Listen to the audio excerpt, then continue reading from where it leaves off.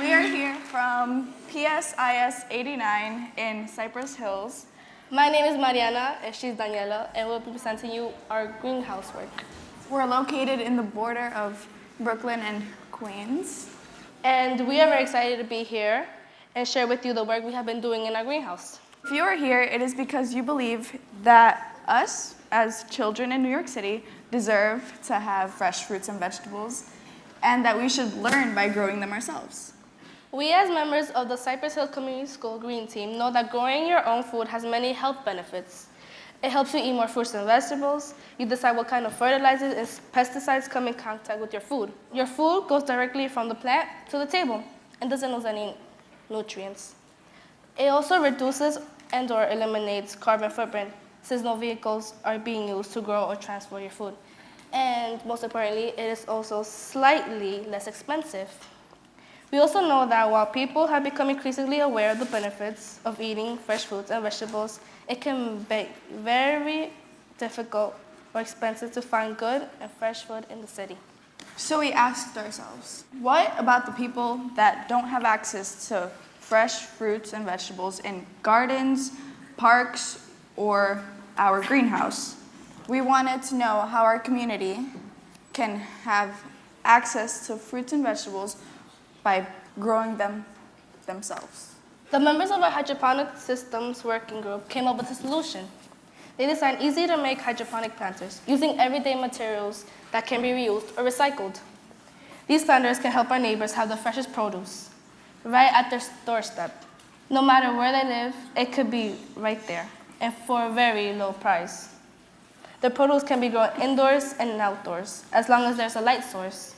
If grown indoors, the produce can be also grown all year round. So we designed a system that only used one container. This was in order to save space, and we also wanted a design that allowed several plants to grow in one container.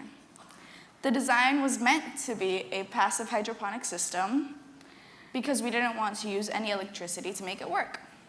While we use commercial hydroponic nutrients, we do know that compost tea could have also been one of our resources. So those are a list of the materials we will use for the hydroponic. For our first crop, we grew tomatoes of two different varieties, cherry tomatoes and Better Boy.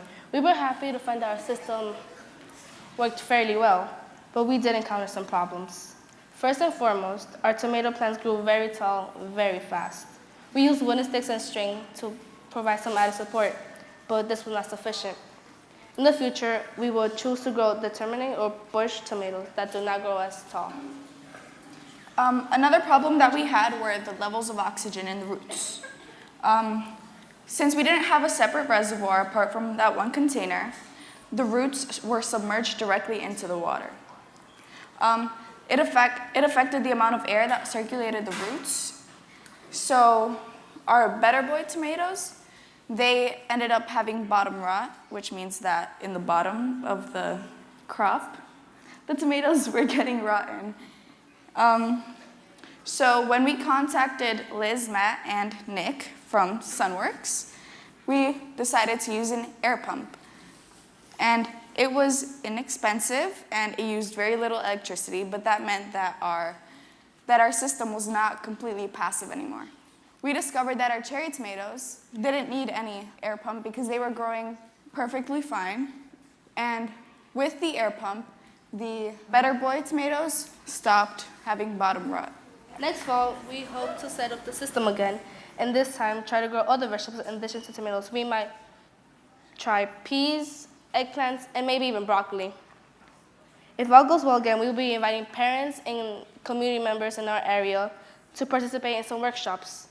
We will teach them how to build and manage these systems, and they will be able to meet other people like themselves who are interested in becoming home gardeners. Thank you.